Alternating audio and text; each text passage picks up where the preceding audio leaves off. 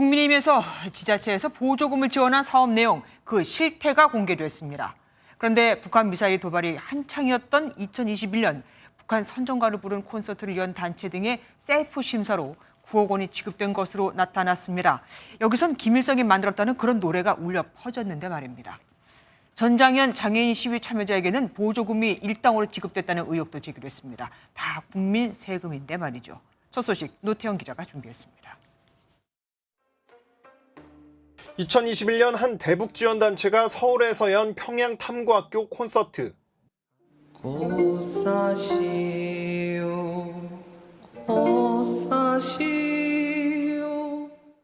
서울시 남북교류협력기금을 지원받아 진행된 이 행사에서는 김일성이 직접 만든 혁명가극 꽃하는 처녀 등이 소개됐습니다. 북한의 미사일 도발로 안보 위협이 고조되던 때 북한 체제 우월성을 선전하는 노래들이 혈세를 지원받아 연주된 겁니다. 이 민간단체들의 사업에는 서울시 기금이 셀프로 지원되기도 했습니다. 남북교류협력위원회 위원으로 활동하면서 셀프 심사를 통해 자신들이 속한 단체 5개에 9억 7천만 원에 달하는 돈을 집행했습니다.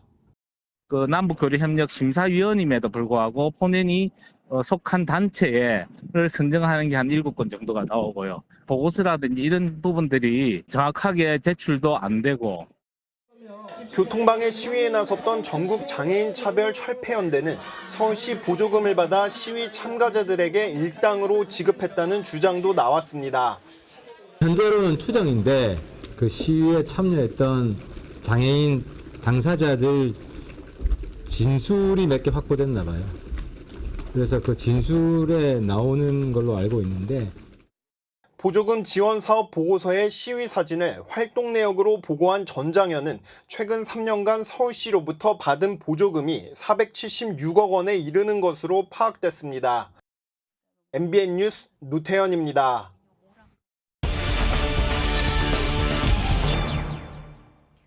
시민단체 보조금 비리를 두고 윤석열 대통령과 여당이 집중 공세에 나섰습니다. 이 내용 정치부 출입하는 정태진 기자에게 더 들어보겠습니다. 정 기자, 윤석열 대통령이 이 민간단체 국고 보조금 감사 결과 어젯밤에 나왔잖아요. 그리고 오늘 하루 만에 엄단을 지시했습니다. 네, 그렇습니다. 오늘 오전 윤석열 대통령은 서면 브리핑을 통해서 민간단체 보조금 비리 단죄와 환수 조치를 철저히 하라고 주문했습니다.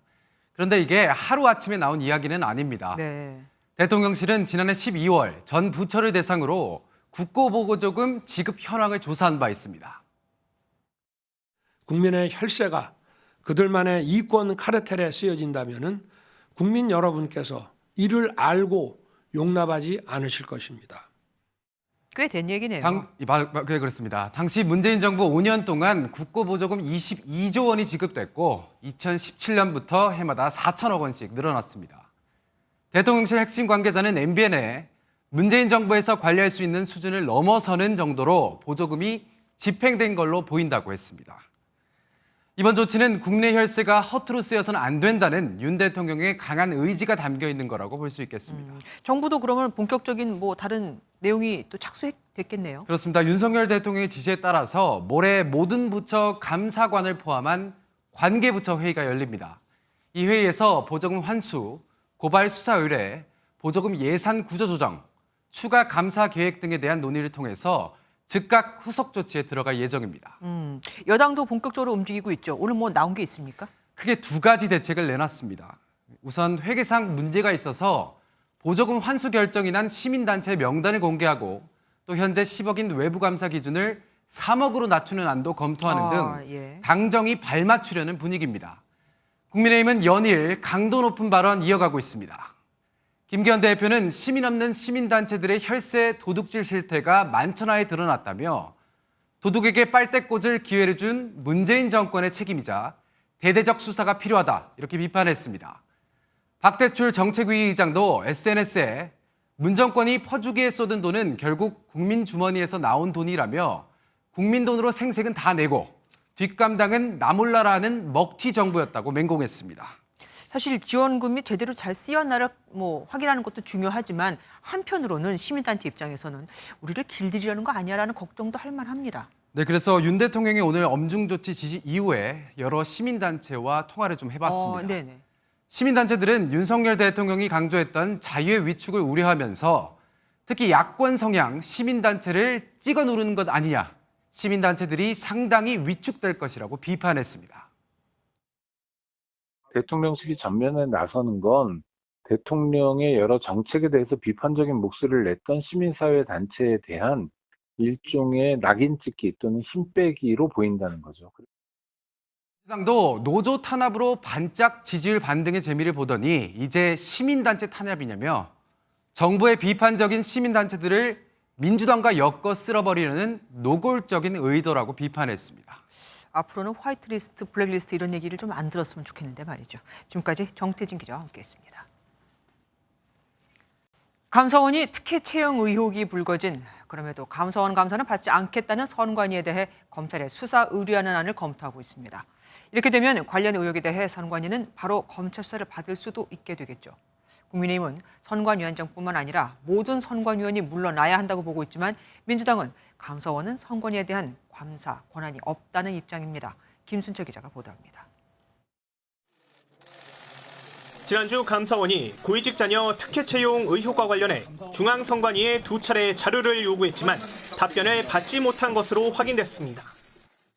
감사원 관계자는 MBN에 선관위가 끝까지 직무감찰에 응하지 않으면 오는 9일쯤 검찰에 수사 의뢰할 수 있다고 밝혔습니다.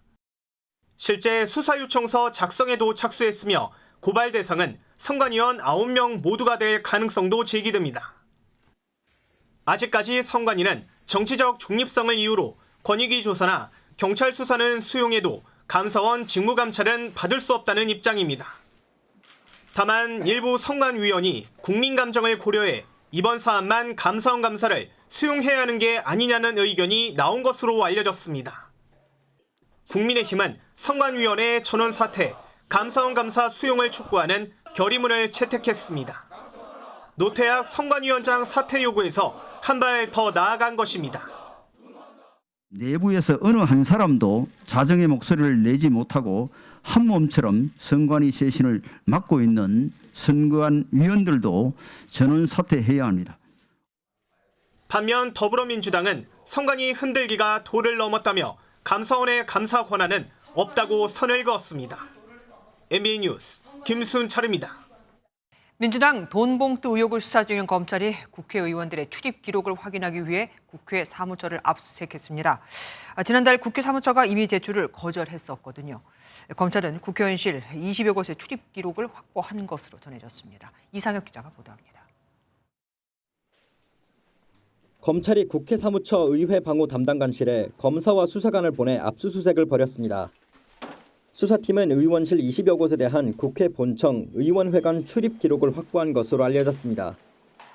송영길 전 대표와 구속영장이 청구된 무소속 윤관석, 이성만 의원도 압수수색 대상에 포함된 것으로 전해졌습니다. 검찰은 지난 2021년 민주당 전당대회 때 일부 돈봉투가 국회 외교통상위원회 소회의실에서 의원들에게 건네진 것으로 의심하고 있습니다.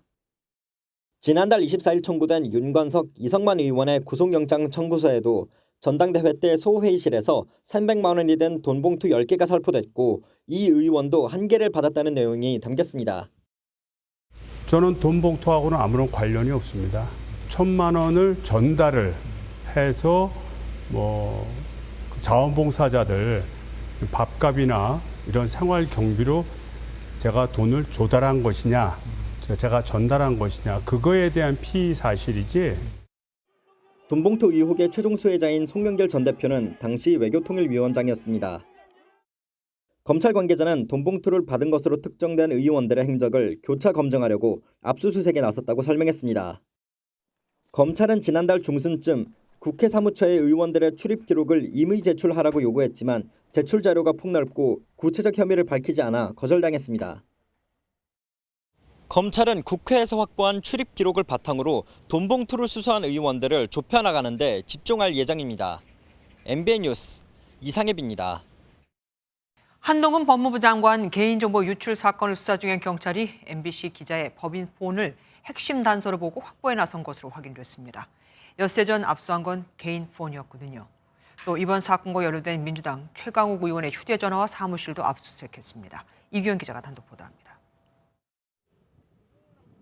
경찰이 한동훈 장관의 개인정보 유출 의혹과 관련해 MBC 기자 임모 씨의 거주지와 보도국 등을 압수수색했던 지난달 30일.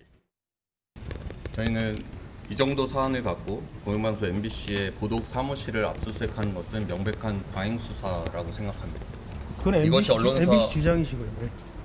영장 보여드리고 말씀드리겠습니다.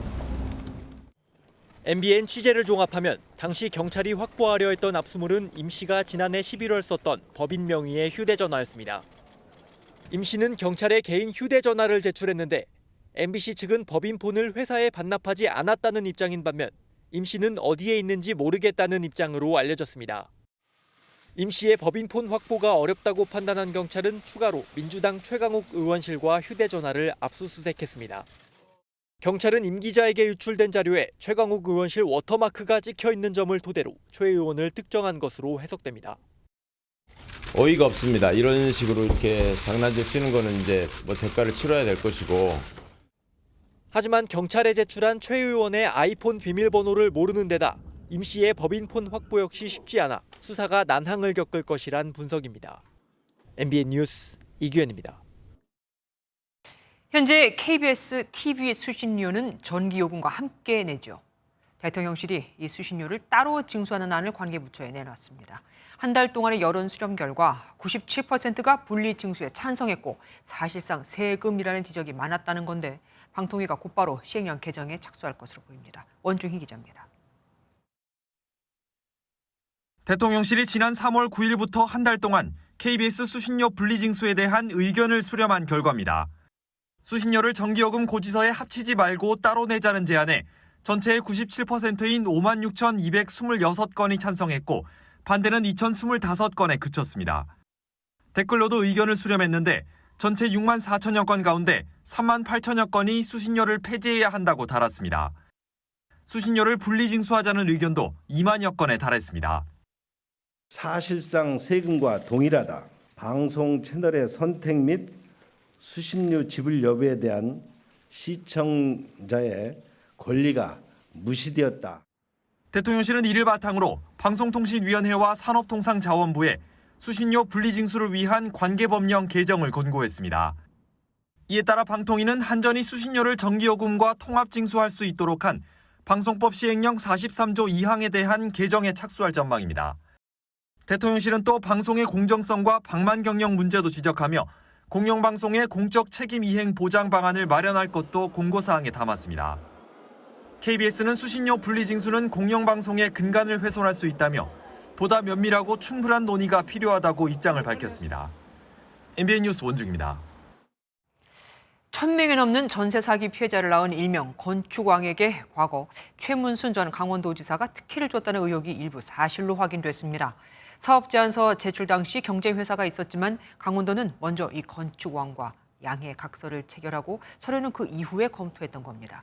최 전 지사가 경찰 수사를 받게 됐습니다. 노승환 기자입니다. 이른바 건축왕이 동해안권 경제자유구역 망상지구 사업에 뛰어든 2016년 그의 건설사는 자산 15억 원에 직원은 9명뿐이었습니다. 하지만 이 회사가 만든 특수목적법인이 낸 사업 제안서에 자산은 1조 2천억 원에 직원은 2,521명으로 수백 배 부풀려졌습니다. 강원도는 이를 확인하지 않고 2017년 이 법인을 6,674억 원 규모의 망상일지구 사업자로 낙점했습니다. 강원도가 최근 특별감사로 확인한 사실입니다. 불법 의혹은 또 있습니다. 2017년 11월 강원도는 건축왕의 특수목적법인에 법적 근거가 전무한 예비사업 시행자 지위를 부여하고 양해각서를 맺었습니다. 나아가 망상지구의 개발 계획을 변경하면서 자격 없는 이 법인의 사업안을 원안대로 유지한 사실도 확인됐습니다. 이 밖에 사업자 지정 절차, 위법 소지, 사업계획상 인구 과다 등도 감사로 확인됐습니다.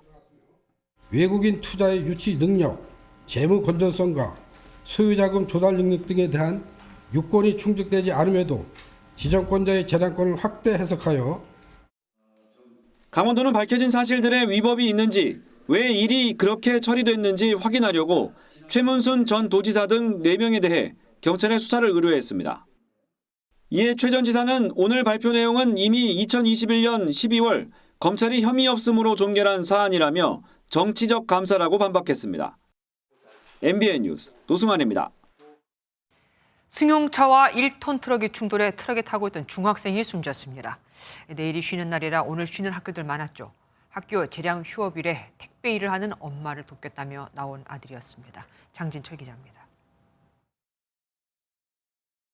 1톤 트럭이 좌회전을 하려고 교차로에 진입하는 순간 맞은편에서 승용차가 달려오더니 트럭 앞부분을 그대로 들이받습니다. 트럭 조수석 문이 열릴 정도로 충격은 매우 강했습니다. 소리가 크게 나서 봤더니 가까이 가보니까 사고가 엄청 크더라고요. 이게 뭐 사람이 다쳤으니까. 사고가 발생한 건 오늘 오전 6시 42분쯤. 트럭 조수석에 타고 있던 15살 이모군이 숨지고 트럭 운전자 39살 하모 씨가 크게 다쳤습니다. 사고 현장입니다. 차량 2대가 충격으로 이곳 교통섬까지 튕겨져 나왔는데 당시 흔적이 그대로 남아 있습니다. 트럭 운전자와 숨진 이군은 엄마와 아들 사이였습니다. 이군은 학교 휴업일을 맞아 택배 일을 하는 엄마를 도우려다 사고를 당했습니다. 평상시에도 주말에 엄마, 아빠 일을 많이 도왔나 봐요. 착한 학생인데 참. 경찰은 승용차가 신호를 지키지 않은 것으로 보고 있습니다. 거리가 상당하고 그게 이제 파란불이 확인이 되긴 하는데 좌회전 신호가 깜빡거리는 바람에 의혹을 또 불러일으킬 수 있어서 저희들. 경찰은 차량 블랙박스와 두 차량 운전자를 상대로 정확한 사고 원인을 조사하고 있습니다. MBN 뉴스 장진철입니다. 경부 고속도로에서 오토바이 넉 대가 헬멧도 없이 동승자까지 태운 채로 질주하는 모습이 포착됐습니다. 오토바이는 고속도로를 달려선 안 되고 더욱이 헬멧 없이는 더 타선 안 되죠. 심지어 이 오토바이에 번호판도 없었는데 차량 운전자들이 수차례 신고했지만 경찰은 나타나지 않았습니다. 김명현 기자가 단독 보도합니다. 이른 아침 경부고속도로 서울 방향 천안 분기점 부근 갓길로 오토바이 4대가 비상등을 켠 채 줄지어 달립니다. 헬멧은 쓰지 않았습니다. 뒷자리에 동승자까지 태운 채 차량 사이를 아슬아슬하게 넘나드는 모습이 위태로워 보입니다. 막 3차로로 가다가 차들이 있는데 그 사이로 막 이렇게 몸 막 기울이면서 갑자기 막 4차선으로 들어가고 또 막 왼쪽으로 이렇게 꺾어가지고 나오고 그런 식으로. 깜짝 놀란 운전자들이 경찰에 수차례 신고했지만 천안 분기점에서 기흥 동탄 IC까지 30여 분 동안 경찰은 나타나지 않았습니다. 오토바이에는 번호판도 달려있지 않아 추적도 어려운 상황입니다. 입장 휴게소 가기 전쯤으로 접수가 돼서 저희가 출동했는데 확인이 안 됐어요. 현행법상 고속도로 내 오토바이 통행은 금지돼 있습니다. 하지만 도로공사 측은 하이패스 차로로 통과하는 오토바이를 막을 수 없다며 사실상 단속에 손을 놓고 있습니다. 저 일부러 위반을 하겠다고 작정을 하고 들어온 놈들이라 나가서 서 있기 전에 그물망 같은 거 치기 전에 잡을 수가 없어요. 해마다 고속도로에 진입하는 오토바이는 3천여 대. 자신뿐만 아니라 다른 운전자에게 큰 위협이 되고 있습니다. MBN 뉴스 김영현입니다. 길에서 신체 주요 부위를 노출한 20대 남성이 붙잡혔습니다. 이 바바리맨을 붙잡은 건 어린 초등학생들이었죠. 침착하게 따라가며 남성의 인상착의와 위치 등을 경찰에 전달해 준 겁니다. 심우영 기자가 보도합니다. 회색 운동복 바지를 입은 남성이 주변을 살피더니 건널목을 건넙니다. 뒤이어 나타난 초등학생 4명이 동시에 도로를 건너 남성을 따라가기 시작합니다. 잠시 후 남성은 신고를 받고 출동한 경찰에 붙잡힙니다. 초등학생 앞에서 신체 주요 부위를 노출하고 달아난 일명 바바리맨이 추격에 나선 학생들의 신고로 덜미를 잡힌 겁니다. 위험한 상황에서도 학생들은 침착함을 잃지 않았습니다. 강한 친구들도 있으니까 저 범인이 저희가 따라오는 거 알고 피하면은 안 되니까 그냥 먼저 쫓아가서 잡아야겠다는 생각으로 달렸어요. 남성을 뒤쫓아가면서 도주 방향과 인상착의 등을 경찰에 전달했습니다. 침착하게 해결하지 않으면 상황이 더 커질 것 같아서 빠르게 신고를 하셨는데 경찰분들이 순찰차 두시면서 빨리 오셔서 감사했고. 붙잡힌 20대 남성은 비슷한 범행을 수차례 저지른 것으로 알려졌습니다. 경찰은 공연음란 혐의로 남성을 입건하고 여죄를 추궁하고 있습니다. MBN 뉴스 심우영입니다. 얼마 전 서울 금천구에서 전 남자친구의 흉기에 찔리고 납치된 여성이 숨진 사건이 벌어졌었는데 같은 날 성동구에서도 차량 납치 사건이 있었던 것으로 확인됐습니다. 피해자는 앞서 스토킹 범죄로 접근 금지 명령을 받아놓고도 범행을 또 저지른 것으로 드러났습니다. 이시열 기자가 단독 보도합니다. 검은색 승합차에서 내린 남녀가 차례로 음식점에 들어갑니다. 잠시 후 남성에게 끌려 나온 여성이 골목으로 도망치자 남성은 여성을 쫓아 팔을 붙잡습니다. 심지어 여성이 길바닥에 무릎을 꿇기도 합니다. 지난달 26일 오후 2시 50분쯤 서울 성동구의 한 음식점 앞에서 한 남성이 다른 여성을 강제로 차에 태워 출발했다는 112 신고가 접수됐습니다. 남성은 이곳에서 여성을 붙잡아 차량에 태워 내리지 못하게 한 뒤 이 골목을 따라 약 700m를 도주했습니다. 경찰은 바로 해당 차량을 수배해 추적했고 약 1시간 반 만에 남성을 스토킹 범죄 처벌법 위반과 감금 혐의로 긴급 체포했습니다. 당시 여성을 차량에 태워 납치한 남성은 만취 상태였던 것으로 드러났습니다.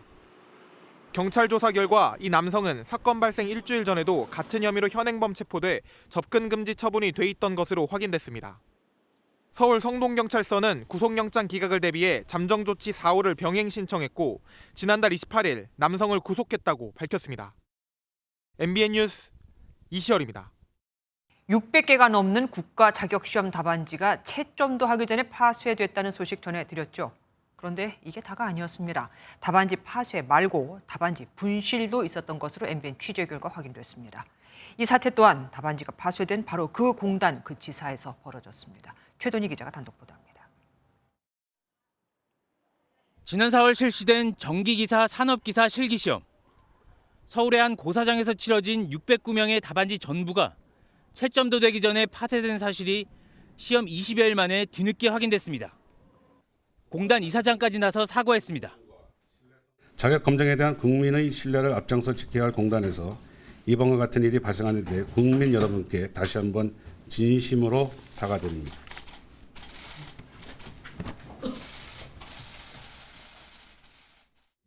유례없는 사태에 미흡한 조치로 인한 피해 응시생들의 불만이 이어지면서 공단 이사장이 사과 일주일여 만에 사의를 표명했습니다. 그런데 답안지 파쇄 외에 답안지가 분실된 사실이 MBN 취재 결과 확인됐습니다. 현재까지 분실이 확인된 것만 4건.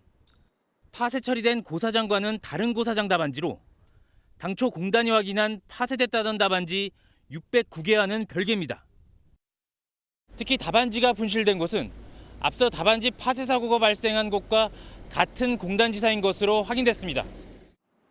공단 측은 답안지 파쇄 사실 확인 후 답안지를 전수조사하는 과정에서 확인했으며 답안지 파쇄 피해 응시생과 마찬가지로 재시험을 진행하는 한편 보상안을 검토하고 있다고 밝혔습니다. 한편 답안지 파쇄 경위와 시험 관리 전반에 대한 고용노동부의 공단 특별감사 결과는 이달 중순쯤 나올 전망입니다. MBN 뉴스 최동입니다. 장고 끝에 악수를 둔 걸까요? 전당대회 돈봉투 의혹, 김남국 의원의 코인 사태 등으로 타격을 입은 더불어민주당이 오랜 기간 고민한 끝에 당 쇄신 차원의 혁신기구를 출범시키고 혁신위원장을 발표했는데 평가가 크게 엇갈렸죠. 심지어 당 내에서조차 말입니다. 국민은 잘 알지도 못하는 사람으로 친명도 아닌 찐명, 그러니까 찐 이재명계로 이재명 사단을 완성시킬 뿐이다. 또한 당을 혁신하는 게 아니라 분란만 일으킬 인사라면서 말입니다. 그래서일까요? 10시간 만에 이 모든 게 없었던 일이 되어버렸습니다. 국회 나가 있는 안보람 기자가 전화로 연결되어 있습니다. 안 기자, 어떻게 된 겁니까? 네, 더불어민주당이 당 쇄신을 이끌 수장으로 이배경 사단법인 다른백년 명예이사장을 임명했지만 결국 자진 사퇴했습니다. 임명 10시간 만입니다. 혁신위원장으로 위촉됐던 이 이사장은 입장문을 통해 논란 지속이 공당인 민주당의 부담이 되는 사안이기에 혁신기구의 책임 자직을 스스로 사양한다고 밝혔습니다. 당 쇄신 작업에 전권을 주면서도 혁신안도 전폭 수용하겠다는 힘을 실어줬는데 당 안팎 비판에 직면하자 스스로 물러나기로 한 겁니다. 그러면서 사인이 지닌 판단과 의견이 마녀사냥식 경쟁의 대상이 된 것에 매우 유감스럽게 생각한다고 밝혔습니다. 이는 한국 사회의 현재 처한 상황을 압축하는 사건이라는 것이 저의 개인적인 소견이라고도 했는데요. 자신의 과거 발언이 잘못된 것이 아니라 발언을 문제 삼는 것 자체가 자체가 잘못됐다는 취지로 풀이됩니다. 1954년생인 이래경 이사장은 전국 민주청년학생촌연맹의 발기인을 지낸 김근태계 출신 인사로 분류됩니다. 이 이사장은 과거 SNS에서 거친 발언을 한 게 논란이 됐는데요. 지난 대선을 전후해 이재명 대표를 공개 지지한 사실도 알려지면서 친명 혁신위를 꾸리려는 게 아니냐는 비판도 나왔습니다. 3주간의 고심 끝에 선택한 혁신위원장이 10시간 만에 물러나게 되면서 민주당은 다시 한번 혼란에 빠질 것으로 보입니다. 지금까지 국회에서 MBN 뉴스 안보라입니다. 이재명 대표가 최고위원회의에서 혁신위원장을 공개하고 2시간 남짓 지난 시점부터 당 내부에서 반발이 터져나온 건 이래경 다른 100년 명예이사장이 했던 과거 격한 발언들 때문입니다. 천안함 사건을 자폭, 조작이라고 표현하거나 코로나19는 미국발이라고 또 대통령을 윤가라고 부르며 러시아, 우크라이나 전쟁에선 러시아를 두둔한 것 등등이죠. 이재명 대표는 몰랐다면서도 지명 철회 여부를 묻는 질문엔 침묵했었죠. 결국 스스로 사퇴한 겁니다. 김태린 기자가 보도합니다. 이래경 다른 100년 명예이사장의 과거 SNS 글입니다. 미국의 중국 정찰 풍선 격추 사건을 언급하며 자폭된 천안함 사건을 조작하여 남북 관계를 파탄낸 미 패권 세력들이 국가 위협으로 과장한다고 주장했습니다. 코로나는 미국발이라거나 조폭 집단 윤가물이라면서 노골적인 반정부 성향을 보이기도 합니다. 당초 민주당은 이 이사장 개인의 의견이라고 선을 그었습니다. 시민의 일원으로서 개인적으로 자유로운 의사표현을 한 것. 당 내부에선 위원장 발표 2시간 만에 철회 요구가 나왔습니다. 사선 중진인 홍영표 의원은 이미 언론에 노출된 정보만으로도 혁신위원장은커녕 민주당에 어울리지 않는 인사라며 내정을 즉각 철회할 것을 요구한다고 밝혔습니다. 전 천안함 함장은 이재명 대표에게 현충일 선물 잘 받았다며 조치 연락이 없으시면 현충일 행사 마치고 천안함 유족, 생존 장병들이 찾아뵙겠다는 글을 남기기도 했습니다. 논란이 일자 이 대표는 자세히 몰랐다며 수습에 나섰습니다. 천안함 사건에 대한 정부의 발표는 공식적 발표고 저는 그 발표를 신뢰합니다. 그러나 결국 이래경 위원장은 하루도 안 돼 물러났습니다. MBN 뉴스 김태림입니다.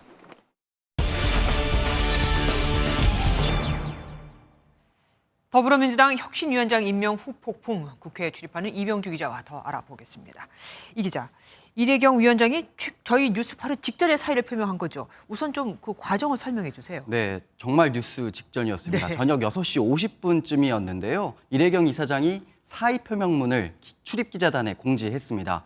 대한민국의 새로운 미래를 여는 것에 일조하겠다는 뜻으로 혁신기구 참여하기로 했었는데 마녀 사냥식 정쟁 대상이 돼서 유감이다. 이러면서 혁신위원장직을 스스로 사양하겠다고 밝혔습니다.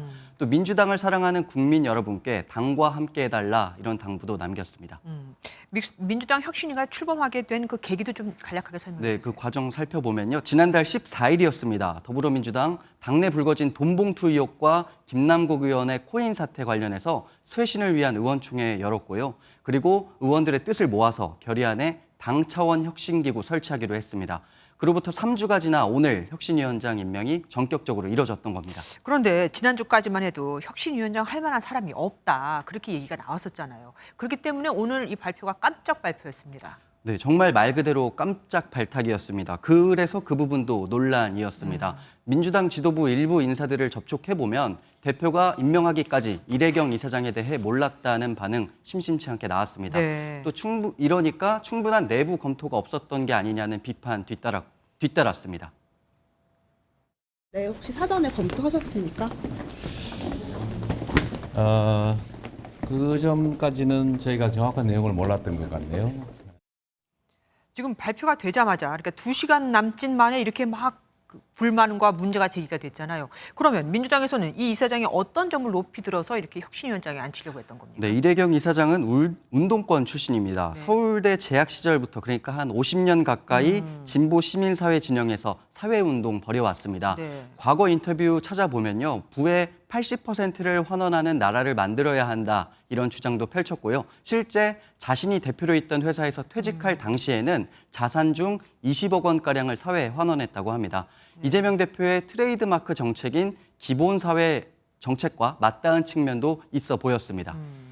이래경 혁신위원장에 대해서 아무래도 지금 사퇴를 했으니까 또 다른 곳에서의 반응도 또 다르게 나올 것 같긴 합니다. 근데 말씀하신 대로 좀 갑작스러운 퇴진이라 저희가 지금 방송 들어오는 시점까지 아직 여야의 당 차원의 공식적인 입장은 나오지 않았습니다. 다만 이재명 대표 국회를 나서면서 이래경 이사장의 뜻을 존중하겠다. 다음 혁신위원장 잘 찾아보겠다고 말을 했는데요.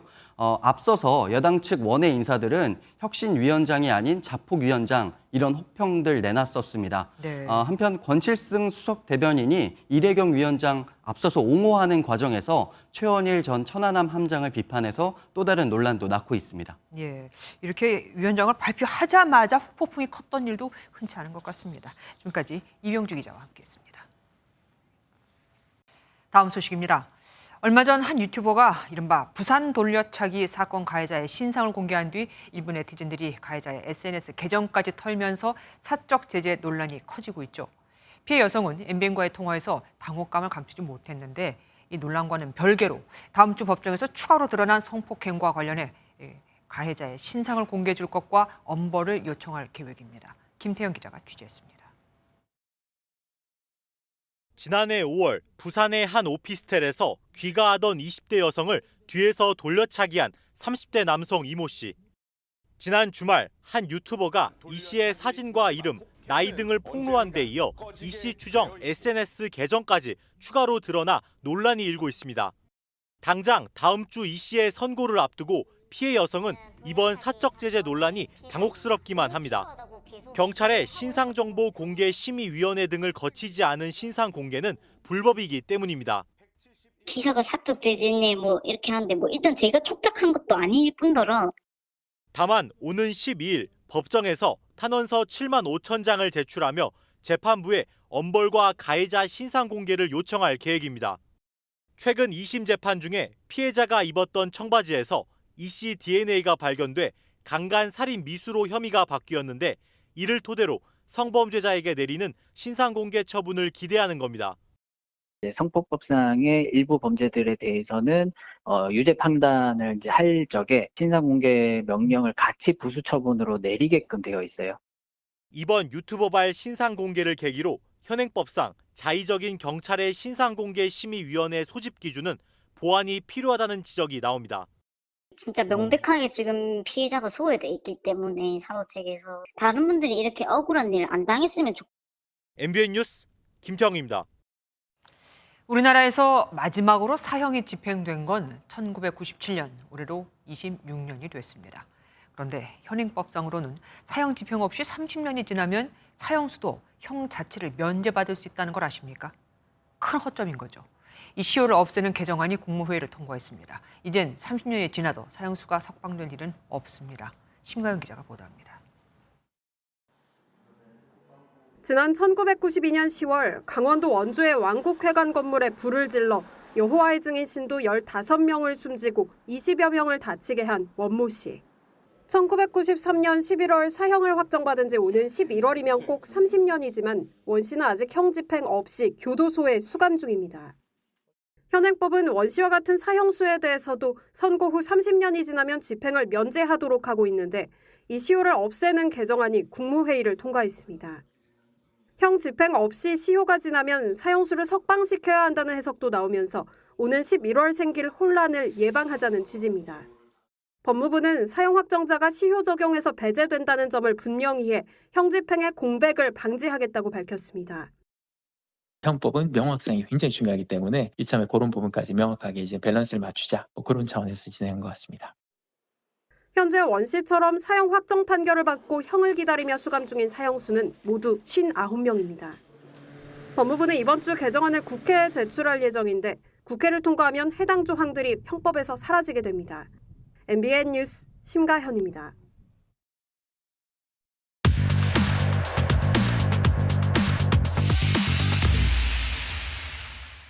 사회기자님 정태용. 한범수입니다. 첫 번째 키워드입니다. 네. 위험천만 생방송. 이건 직접 영상을 보면 좋을 것 같은데요. 좀 끔찍한데 한번 영상 보시죠. 네. 언니! 네. 언니를 부르더니 뛰어가고 있고요. 무언가로 내려친 것 같아요. 저게 포크입니다. 포크요. 네, 여기서 끝나지 않고 괴로워하면서 여성이 쓰러지자 욕을 하면서 계속 폭행을 가하죠. 여성의 얼굴에는 피가 흐르고요. 네.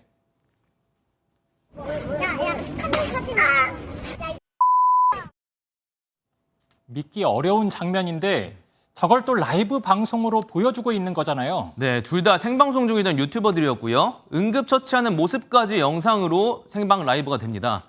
결국 목격자들 신고로 경찰에 체포됐습니다. 네. 특수폭행 혐의로 입건한 경찰은 오늘 새벽 벌어진 일이다 보니까 일단은 귀가 조치를 시켜서 자세한 내막은 모른다면서 구체적인 일정을 조율 중이라고 설명했습니다. 다만 둘 사이의 평소 감정이 좋지 않았다고는 하는 상황이고요. 그렇군요.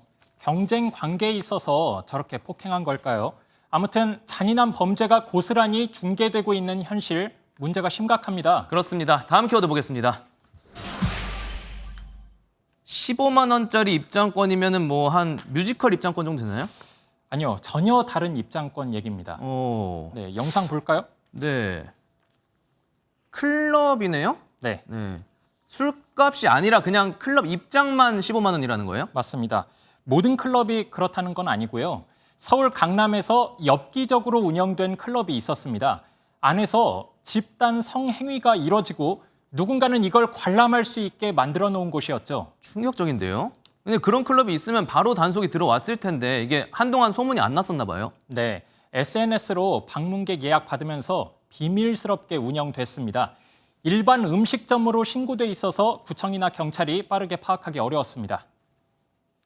수사권이 없다 보니까 적발이라든지 이런 거는 좀 쉽지 않다는 말씀이에요. 압구정 로데오 일대 이런 데도 그런 형태 업장이 많아서 네, 점검은 하고 있어요.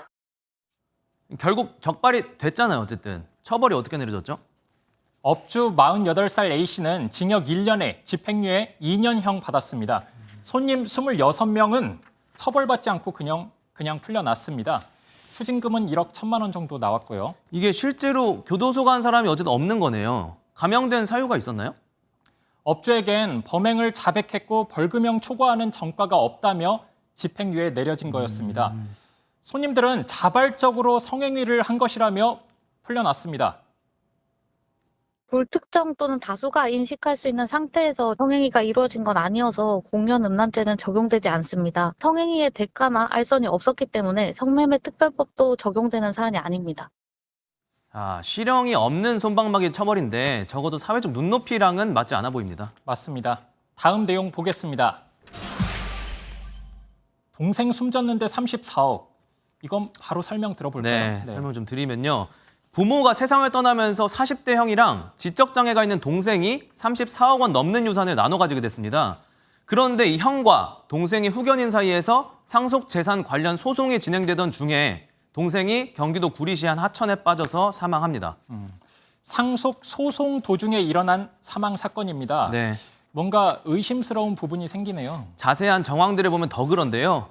이 형이 사고 전날에 술을 못하는 동생에게 위스키를 마시게 하는가 하면 사고 직전에는 수면제까지 먹인 정황마저 드러난 거죠. 네.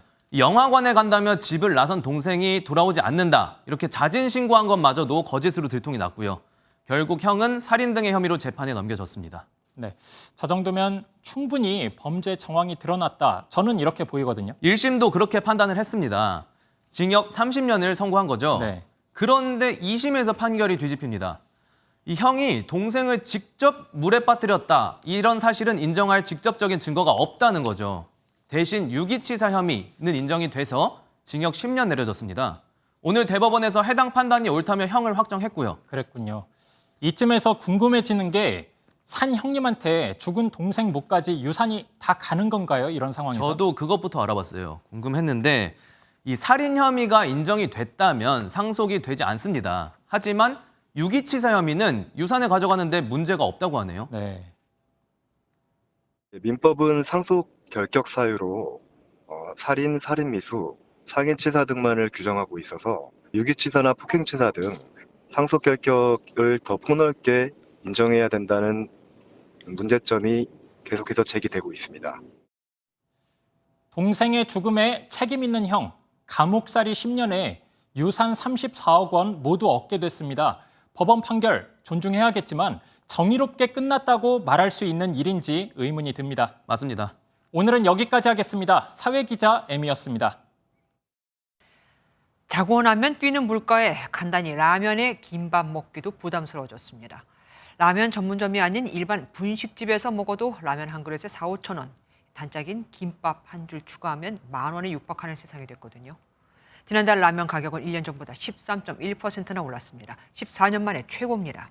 장명훈 기자가 보도합니다. 서울의 한 대형마트. 다양한 종류의 라면이 빼곡히 쌓여 있습니다. 4~5개 한 묶음에 저렴한 건 4,000원대, 비싼 제품은 7,000원도 훌쩍 넘습니다. 2~3달 전까지는 3,000원대, 심지어 2,000원대도 보였지만 지금은 손에 꼽을 정도입니다. 할 때마다 이제 영수증을 보면은 좀 놀라긴 하거든요. 최근 들어서는 라면 먹는 횟수도 좀 줄여야 되나 싶을 정도로 좀 많이 오르긴 했어요. 지난달 라면 소비자 물가 지수는 지난해 같은 기간 대비 13.1%나 오르면서 글로벌 금융위기 이후 가장 큰 상승폭을 기록했습니다. 밖에서 사 먹는 것도 마찬가지입니다. 취재진이 분식집 여러 곳을 둘러보니 라면 한 그릇에 보통 4,000원에서 4,500원, 떡 같은 부재료를 추가하면 6,000원을 넘어갑니다. 김밥이라도 한 줄 더하면 점심 한 끼 가격이 10,000원에 육박합니다.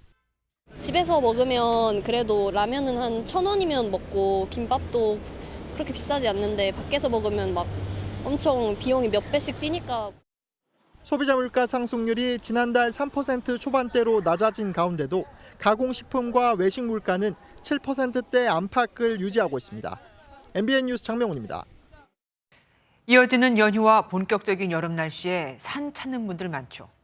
보통은 등산하면 건강해질 거라고 생각하시겠지만 평소 운동을 하지 않다가 무리한 산행을 하면 되레 돌연사할 위험이 큽니다. 실제로 등산 중 발을 잘못 디딘 추락사보다 심장질환으로 숨진 경우가 더 많습니다. 최희지 기자가 보도합니다. 본격적인 여름 날씨에 산을 찾는 사람들이 눈에 띄게 늘고 있습니다. 짧은 둘레길 산책이 아닌 장시간 등산은 강도 높은 운동으로 꼽힙니다. 아무래도 심박이 좀 빨라지고 숨이 좀 차오르고 그렇죠. 산을 오르는 중에는 맥박이 빨리 뛰고 혈관이 수축하며 심장의 운동량은 급격하게 늘어납니다. 문제는 평소 운동을 멀리 하다가 갑자기 산행에 나서면 심장 질환으로 이어질 수 있다는 점입니다. 특히 50대에서 60대 남성은 허혈성 심질환으로 병원 진료를 받은 남성 환자의 3분의 1 이상을 차지해 주의가 더 필요합니다. 체온이 또 올라가기도 하고 탈수 때문에 땀을 많이 흘리면서 교감신경이라고 하는 자율신경이 조금 더 이렇게 과하게 흥분을 하게 되고 심장에 부담이 좀 강해질 수가 있습니다. 실제 등산 중 발생한 사망사고 중 절반 이상이 추락사가 아닌 심장질환 때문이었습니다. 안전한 등산을 위해서는 맥박이 빨라지거나 심장이 조여오면 즉시 등산을 멈추고 충분한 휴식을 취해야 합니다. 요즘 같은 일교차가 큰 시기에는 산행 중 온도 변화에 따라 체온이 떨어지는 걸 막고 충분히 수분을 섭취해 탈수를 피해야 하는 것도 중요합니다. MBN 뉴스 최희지입니다. 인공지능이 업무와 생활에 스며드는 속도가 무서울 정도입니다. 심지어 자기 이상형에 꼭 맞는 AI를 만들어 결혼한 여성까지 등장했거든요. 인간과 AI와의 사랑이 이제는 영화 속 이야기만은 아닌 겁니다. 이현지 기자가 보도합니다. 인공지능과 사랑에 빠지는 한 남성의 이야기를 다룬 영화 허 그녀. The woman that I've been seeing, Samantha, she's an operating system. 영화 속 이야기만 같았던 인간과 인공지능 간 사랑이 이젠 현실이 됐습니다. 인공지능과 사랑에 빠져 결혼까지 한 여성이 등장한 겁니다. 의사라는 직업에 살구색과 인디 음악을 좋아하는 푸른 눈의 미남. 맞춤형 AI 챗봇에 월 구독료 $300를 지불해 자신의 이상형에 꼭 맞는 남성을 만들어냈습니다. 챗 GPT나 바드처럼 정보 제공뿐 아니라 사랑이나 외로움 등 감정에 대응하는 인공지능 서비스가 속속 등장하고 있습니다. 미국의 한 인플루언서는 얼마 전 자신을 본딴 AI 챗봇을 출시했습니다. Hey there, I'm Karen, and I'm here to be your digital girlfriend. 메시지를 보내면 실제로 대답하는 것처럼 글이나 음성, 사진을 보내줍니다. 이용료는 1분에 $1, 사람들 반응도 뜨겁습니다. 출시 첫 주 매출만 10만 달러, 우리 돈으로 약 1억 3천만 원을 기록했습니다. 데이터를 수집해 자신에게 맞는 답변을 해주는 만큼 정서적 유대감이 생길 수밖에 없다는 분석입니다.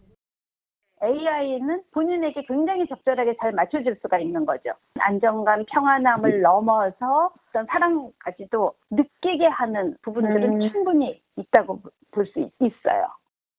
다만 AI와 관계에 지나치게 의존하면 다른 사람들과 정서적 교류가 어려워질 수 있다는 걱정도 있습니다. MBN 뉴스 이연재입니다. 최악의 열차 참사로 270명 이상이 숨진 인도에서 이틀 만에 이번엔 건설 중이던 대형 다리가 무너져 내렸습니다. 거의 다 지어진 다리였고 노동자들이 그 위에서 일하고 있었다고 합니다. 언론들은 카드로 만든 집이 무너지는 것 같았다고 보도했습니다. 송지영 기자가 보도합니다. 굉음과 함께 한쪽 교각이 기울어지더니 상판과 동시에 물에 가라앉습니다. 이어 연결됐던 다른 교각이 여러 상판과 함께 내려앉습니다. 사고 현장을 휴대전화기로 촬영하던 일부 사람들은 혼비백산하며 도망칩니다. 지난 4일 인도 비하루주 바갈푸르에서 건설 중이던 약 3km 길이의 다리가 무너졌습니다.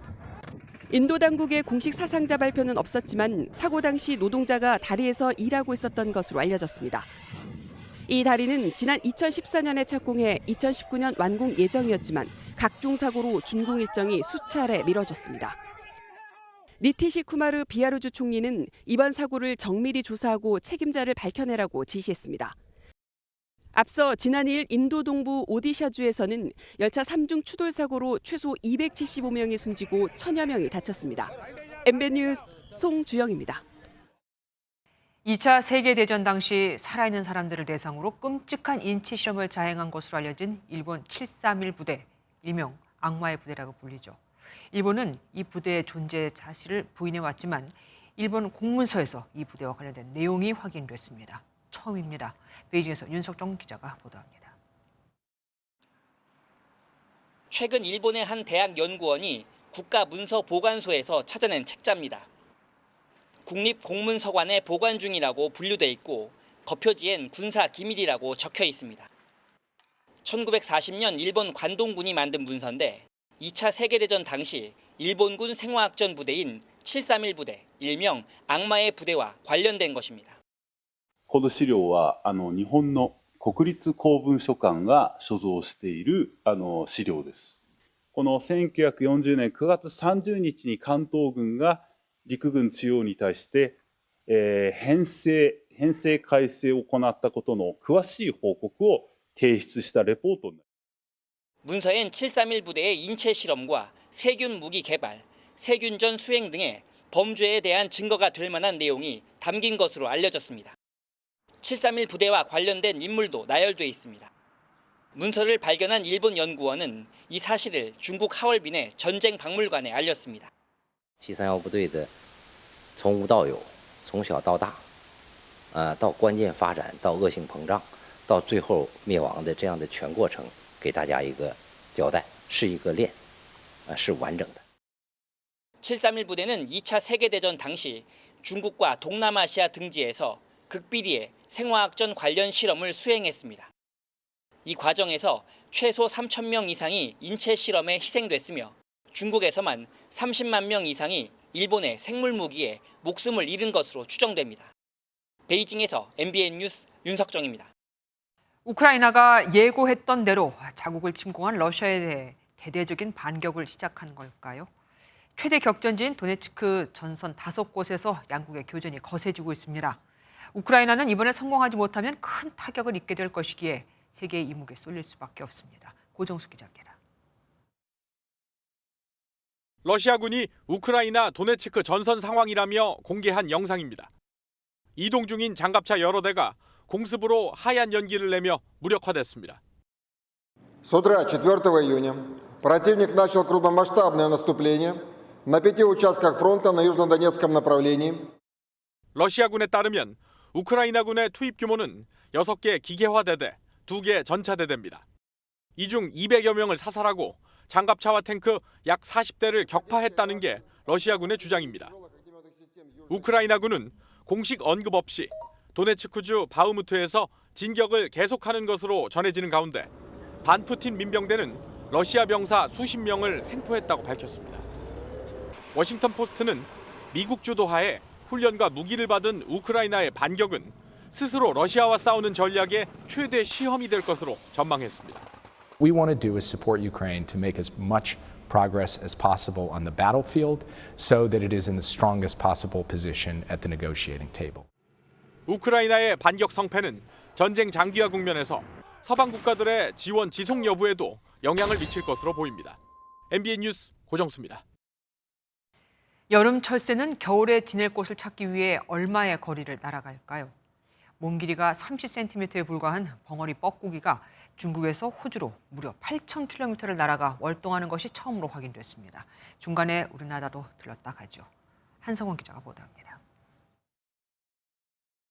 위치 추적 발신기를 부착한 벙어리 뻐꾸기입니다. 몸 길이는 30에서 34cm 정도로 봄에 우리나라 전역에 도래하는 대표적인 여름 철새입니다. 국립생물자원관이 지난해 5월 소청도에 들렀던 벙어리 뻐꾸기의 이동 경로를 추적한 결과 중국 헤이룽 장성으로 이동해 번식기를 보내고 겨울을 보내기 위해 호주의 북쪽 지역까지 날아간 것으로 파악됐습니다. 이동한 거리만 8,000km에 달합니다. 여름 철새가 이렇게 멀리 날아가는 이유에 대해서는 확실한 이론은 없지만 학계에서는 다른 철새가 없는 곳을 찾다 보니 더 멀리 날아간 것으로 추정하고 있습니다.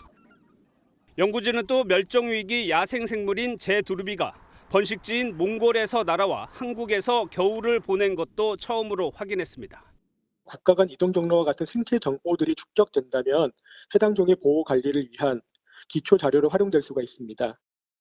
연구진은 이번 연구 결과를 개체 보호뿐만 아니라 기후변화나 환경변화에 따른 영향 등을 파악하고 예측하는 데 활용할 계획입니다.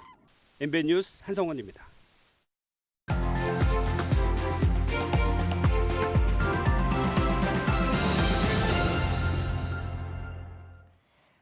유대인의 자녀 교육은 성인식 이전과 이후 이렇게 둘로 나뉩니다.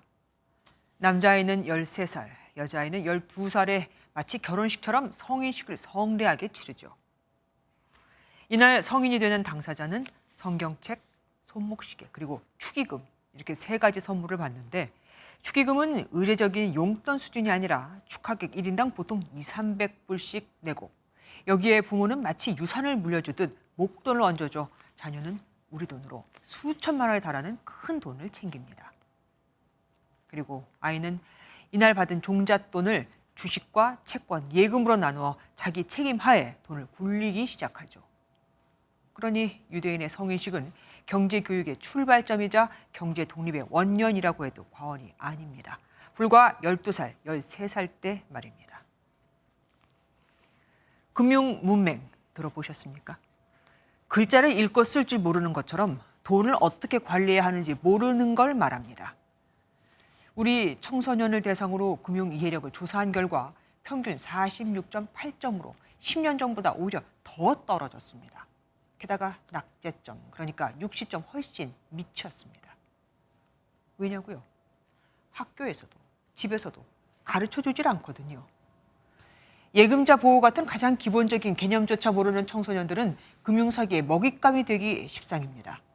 실제로 최근 중고등학생을 노린 대리 입금과 통장 매매 등 불법 사금융 피해가 급증하고 있는 것도 금융 문맹의 여파라고 해도 과언이 아니죠. 문맹은 생활을 불편하게 하지만 금융 문맹은 생존을 불가능하게 만들기에 문맹보다 더 무서운 것이다. 19년 동안 미국 연방준비제도 이사회 의장을 역임하며 세계 경제를 이끌었던 앨런 그린스펀의 말입니다. 물이 위험하니 절대 물가에 가지 말라고 하는 한국 부모와 돈을 버는 게 아니라 불리는 것이라며 헤엄치는 방법을 가르쳐주는 유대인 부모. 허리가 휘어지도록 공부를 하는데도 정작 살아가는 데 필수인 돈을 굴리고 불리는 방법은 물론 위험 관리나 간단한 금융 상식조차 모르는 우리 청소년들. 금융교육은 현 시대를 살아가는 데 있어 이제 선택이 아니라 필수, 의무입니다. 공부 잘해 돈 많이 벌면 뭐합니까? 손해보고 사기당하면 말짱 도루묵인데요. 김조혜, 그런데 오늘은 금융문맹 퇴치 시급하다. 현충일인 내일도 전국에 파란 하늘이 펼쳐지겠습니다. 나들이하기 무난하겠는데요. 서울이 26도, 경주 28도까지 오르면서 낮더위는 계속되겠고요. 볕이 강하게 내리쬐면서 자외선에는 주의하셔야겠습니다. 제주는 저기압의 영향을 받으면서 비가 내리고 있습니다. 내일 아침까지 제주와 남해안에는 비가 좀 더 이어지겠고요. 오후가 되면 중북부 지역과 경북 동부 지역에 소나기가 쏟아지겠습니다. 현재 전국 하늘 구름 많은 가운데 늦은 저녁까지 중북부 지역에는 소나기가 내리는 곳이 있겠고요. 내일 아침까지 중부 서해안으로는 안개가 자욱하겠습니다. 내일 중부지방은 서울이 26도, 강릉 29도까지 오르겠습니다. 남부지방은 광주가 27도, 대구 28도까지 올라서 오늘처럼 덥겠습니다. 주 후반으로 갈수록 날은 더 더워지겠고요. 금요일에는 중부지방에 비 예보 들어 있습니다. 날씨였습니다. 안녕하세요. 김주하입니다. 공정하고 신속한 MBN 뉴스, 유튜브를 통해서도 만나보실 수 있습니다. 특히 더 많은 뉴스와 라이브를 보고 싶으시다면 오른쪽을 눌러서 구독하시면 됩니다. 어렵지 않죠? 빠르고 정확한 뉴스로 계속 찾아뵙겠습니다. MBN 뉴스를 시청해주신 여러분 고맙습니다.